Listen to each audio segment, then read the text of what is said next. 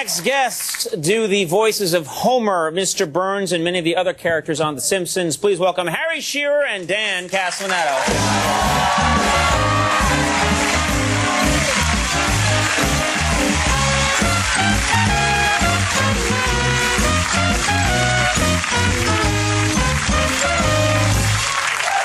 Guys, thank you for being here.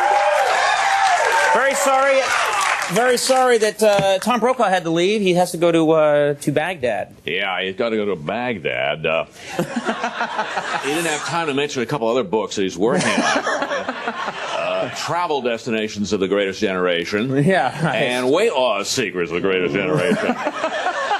Lose weight the way the Greatest Generation did, which is basically eat K rations. Yeah. We don't need to have him anymore. We can just have you.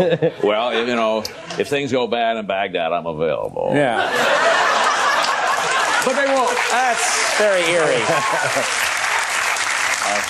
Guys, it's been a while. I need a hit. Let's catch up. Yeah, let's start with you, Dan. Do you mind if we take a little stroll through all the different characters? Yes. Can you give us a little Homer, maybe? Yeah, all right, a little Homer. Yeah. Then, of course, there's Krusty the Clown. All right, Krusty. I love late night. You can say anything. The cacta. Grandpa Simpson, what are you people doing in my room?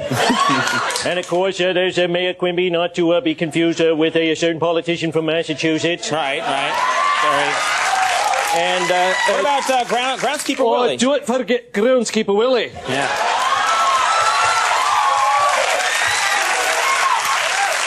Everyone clean up after themselves when they leave. Now, Harry, of course, when I was there, our favorite character to write for probably is Mr. Burns. Mr. Burns, C. Montgomery Burns. Yeah. Whoa, what's for me now? Yeah. Smithers, I've got a rocket in my pocket. Yes, sir. I know, sir. But of course, I also do Principal Skinner. There'll be an assembly after school, and you all must attend. I do Dr. Julius Hibbert. Oh, yeah. You remember him? And this just in, Conan, I do Kent Brockman. So in case there's a vacancy downstairs in the news department, I've covered my share of fires. Very nice. Now, I'm curious. If you don't mind, I thought maybe we'd try a little scene work here. You guys are so good playing off each other. What about Dr. Hibbert examines Homer?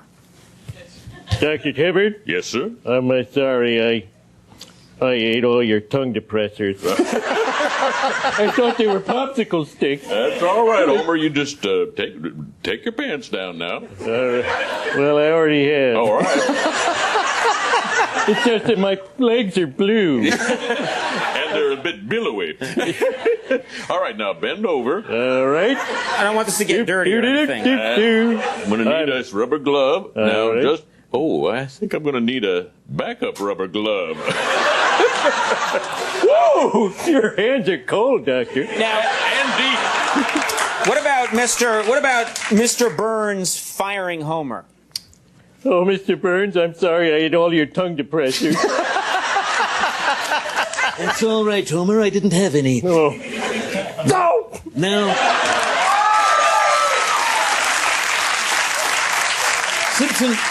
Simpson, what is it exactly you do at the nuclear power plant? Well, I make sure everything's safe. I make sure people safen up and be safe. In a safe way. I don't think we need that anymore. The regulatory noose has been loosened around us, so I think we can dispense with your services. You can consider yourself downsized. What does that mean? He's so scared. I think it means you're dismissed, Homer. Oh, good. Woo! Can I go back to work now? You ever think there was a point on that show? This is actually all stuff Conan wrote that never made the show. Yeah, right. Thank you. I remembered one of the most fun things about working on that show was the amazing guest stars that would come on the show. Oh, yeah. Johnny Carson was a guest voice when I was on the show. That's right. Sometimes it was Harry, actually.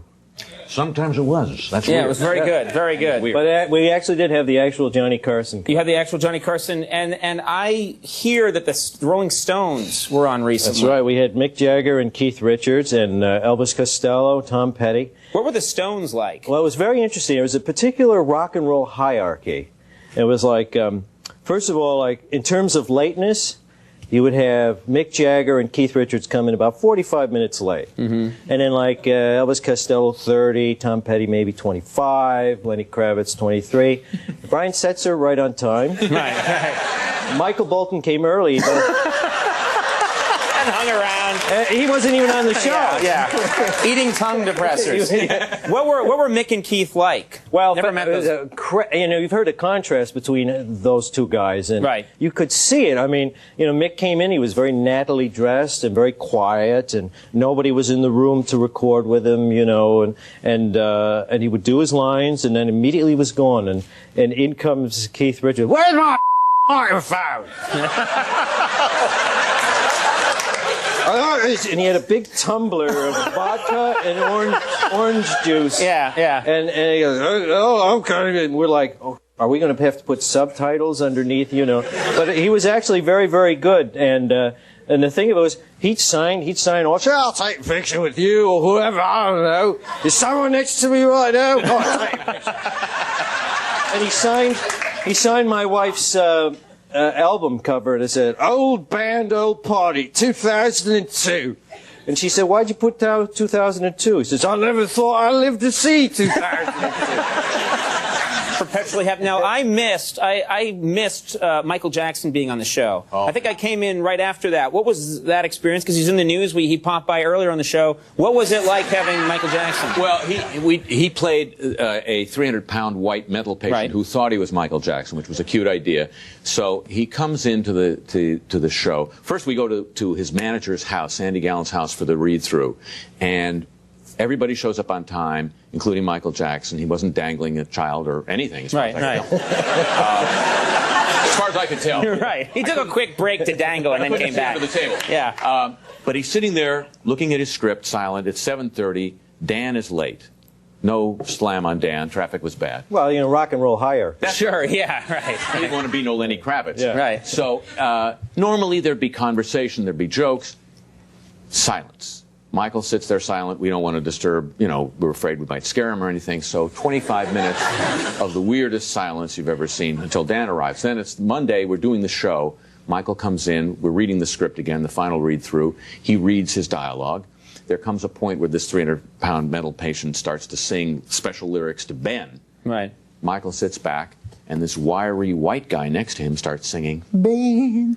And I turned to somebody next to me, I think it was Yardley Smith, and I said, what's the deal here? She said, I think we paid just enough for the talking Michael Jackson, but not enough for the singing.